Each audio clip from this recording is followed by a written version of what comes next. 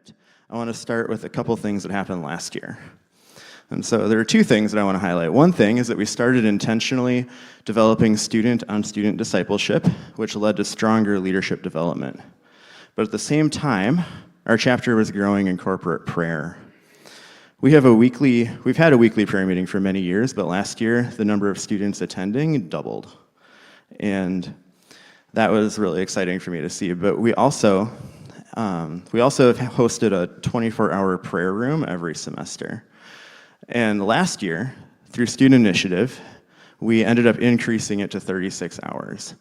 Students signed up for every slot, and over half of our chapter participated. I believe that God's work is often preceded by prayer, which is why I've been working to develop a prayer culture in our chapter. And last year, we had 13 small group Bible studies reaching residence halls, where we hadn't been recently, well, some of them at least. But this year, we launched 19 small group Bible studies. And that's huge growth from one year to the next. And while numbers aren't everything, the 80 or 90 students that are now studying the Bible each week are being impacted by the Gospel of John. We have a small group in every residence hall, which is the first time that's happened in the last decade.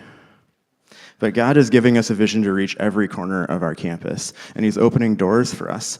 While our Asian American InterVarsity small group that started when Josh was on staff remains strong, and we praise God for that, we have been branching into other areas.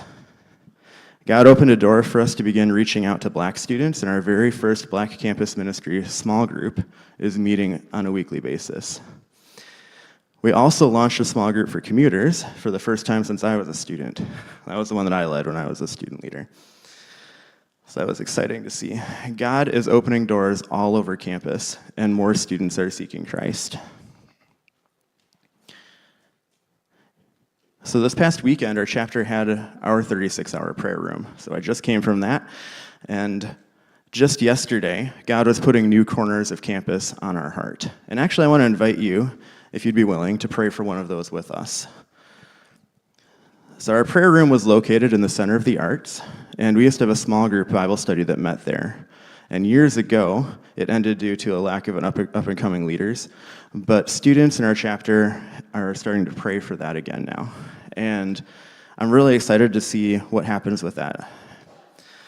So we're praying for the CA, the students who spent time there, for the faculty and staff who work there, and we're eagerly awaiting an open door to launch ministry.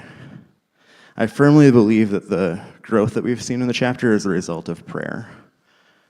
And this past weekend, we had over 35 students participate in our prayer room, and I'm looking forward to seeing what comes next. But I'm reminded that while students have been praying, and that's been huge, they're not the only ones praying.